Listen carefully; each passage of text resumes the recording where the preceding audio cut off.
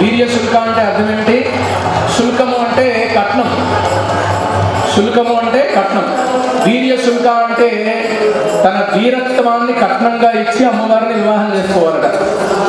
అటువంటి అంటే అంత వీరత్వాన్ని ప్రకటించి తాను వీరత్వంతో అమ్మవారిని గెలవాలి. స్వయంవర ఘట్టము ముగిసిన తర్వాత అంటే ఈ ఘట్టం గురించి ఇంకా విశేషంగా ఆ స్వామివారు ఎలా ధనువుని భంగం ఎలా విరిచారు అనేటువంటి దాన్ని కూడా మనము ఇంకా రేపు కళ్యాణం ఉంది కాబట్టి మెల్లిమెల్లిగా తర్వాత మళ్ళీ చెప్పుకునే ప్రయత్నం చేద్దాము.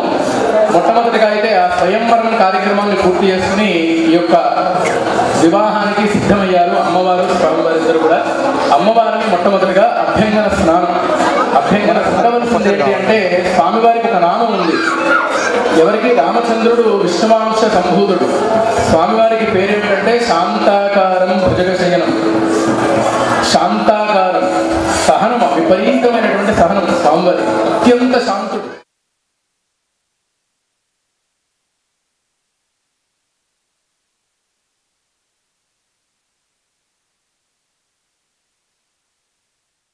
సహనం ఎంత ఉండాలి, భగవంతుడు ఎలా దొరుకుతాడు అనడానికి కాశీనగరం ఒక ఉదాహరణ.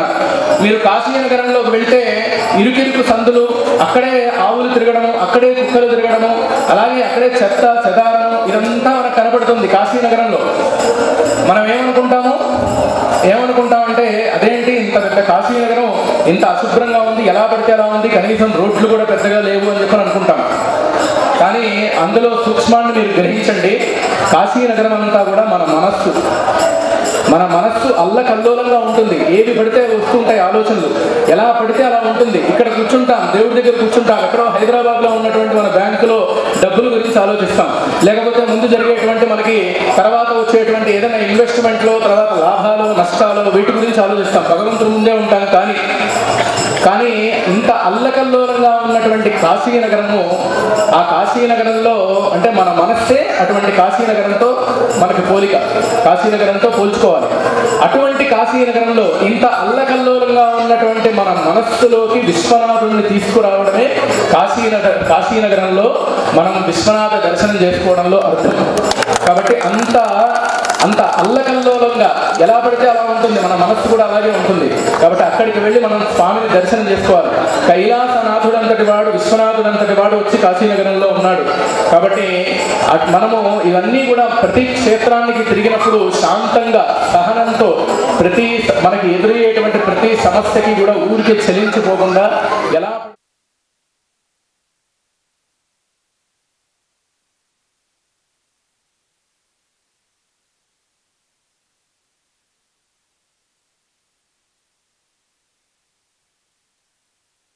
సప్తఋషుల్ని పంపించి వాళ్ళ యొక్క పరిచయాలు, ఎవరైతే జనక మహారాజు వంశము, అలాగే రామచంద్రుడి యొక్క దశరథ మహారాజు గారి యొక్క వంశాన్ని ఒకరికొకరికి పరిచయం చేయడానికి సప్తఋషుల్ని వాళ్ళు నియమిస్తారు.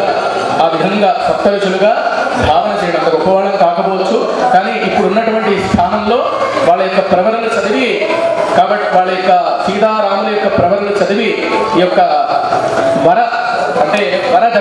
వరదక్షిణలు ఏవైతే ఉంటాయో ఆ వరదక్షిణలు స్వామివారికి అమ్మవారి ద్వారా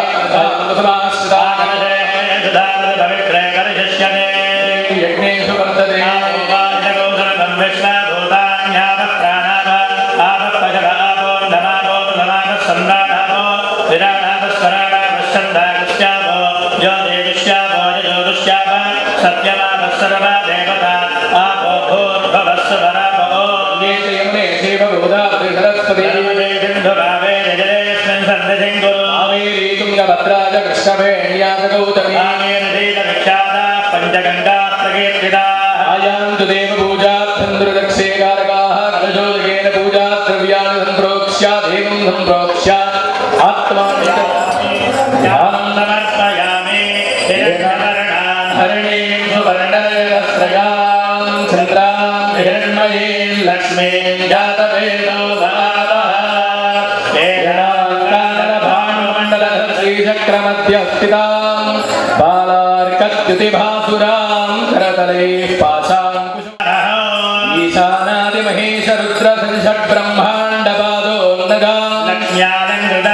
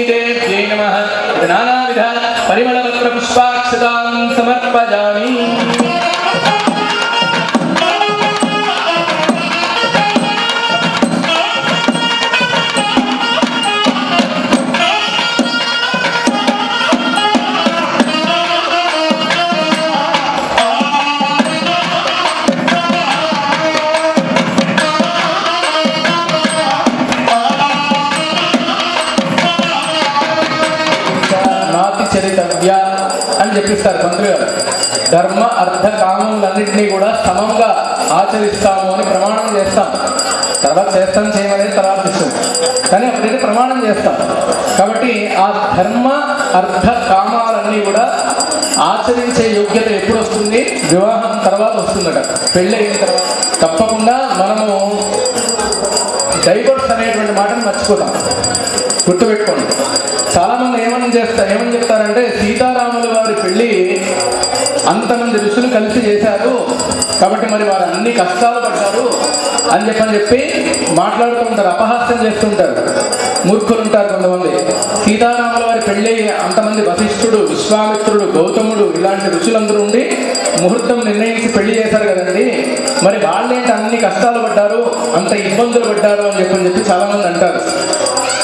ఆ ముహూర్త బలం బాగుంది కాబట్టే సముద్రం దాటి వెళ్ళి మరి తన భార్యను తెచ్చుకున్నాడు. ఆయన వదిలిపెట్టేలేదు. ముహూర్త బలం వాళ్ళిద్దరి యొక్క అనుబంధము, గొప్పతనము చూడండి. అమ్మవారు కూడా రావణాసురుడు చూపించినటువంటి సంపదలకి లొంగిపోలేదు. రామచంద్రుడిని మాత్రమే ధ్యానం చేస్తూ అవసరమైతే ప్రాణాన్ని వదిలిపెడతాను కానీ నేను మాత్రం నీకు లొంగను అని చెప్పింది తప్పితే అమ్మవారు రావణాసురుడిని ఆయన ఐశ్వర్యాన్ని చూసి ఆయనకి లొంగలేదు. స్వామివారికి వారి యొక్క వంశం యొక్క పూర్వీకులు ఎవరైతే ఉంటారో నాభాగ మహారాజు గారు, అలాగే అజ మహారాజు గారు, దశరథ మహారాజు గారు, తండ్రి గారు అయినటువంటి దశరథ మహారాజు గారు, అలాగే తాతగారు అయినటువంటి అజ మహారాజు గారు, ముత్తాత గారు అయినటువంటి నాభాగ మహారాజు గారు, వీళ్ళని అందరినీ కూడా కలుసుకుని మనం స్వామివారి యొక్క ప్రవరంతా కూడా చెప్పుకుని మదర్థం కన్యాం రుణీర్థం అంటే నాకు వివాహం చేసుకోవడానికి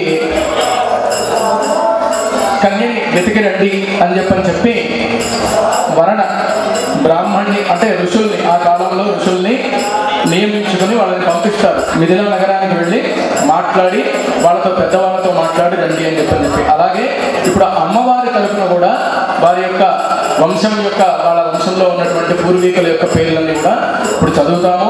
ఈ యొక్క ప్రవరలన్నీ కూడా మనము చెప్పడం వల్ల అంటే ఋషుల్ని నియమించుకున్నందుకు వారికి మనం ఆ ఋషుల్ని పంపిస్తున్నందుకు ఉట్ట చేతులతో పంపకుండా వారికి వరణలు ఇస్తారు. వరణలు అంటే బట్టలు, తాంబూలం, తోచినటువంటి దక్షిణ అది పెట్టి వారిని ఆ ఊరికి వెళ్ళి మాట్లాడి రండి అని చెప్పి సాగనంపుతారు. అలాగే ఇక్కడ కూడా చేస్తున్నటువంటి ప్రవర ఉచ్చారణ ఏదైతే ఉందో అది కూడా వారి తరఫున వారి యొక్క స్థానంలో ఇక్కడ ఉన్నటువంటి ఋత్విక్కుల్ని మనం మీరు వచ్చి ఒక్కొక్కరుగా వచ్చి అక్కడ అమ్మవారి కోసం పెట్టినటువంటి నలుగు ఏదైతే ఉందో అది పాదాలకి మాత్రమే రాసి మీరు ఆ ఋషుల్ని తలుచుకుని, సప్త ఋషుల్ని తలుచుకుని మీకు ఏదైనా అక్కడ కానుక పెట్టాలి అని అనుకుంటే కనుక అక్కడ పెట్టి వెళ్ళాలి. కాబట్టి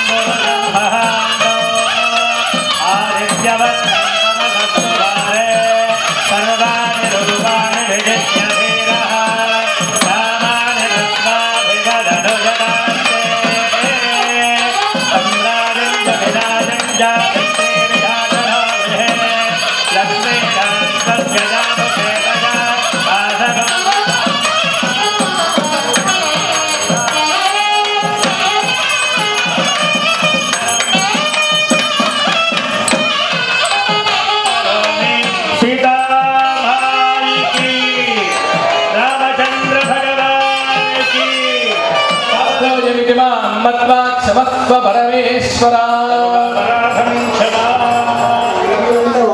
ఉంగరం వేలు మధ్యన వేలు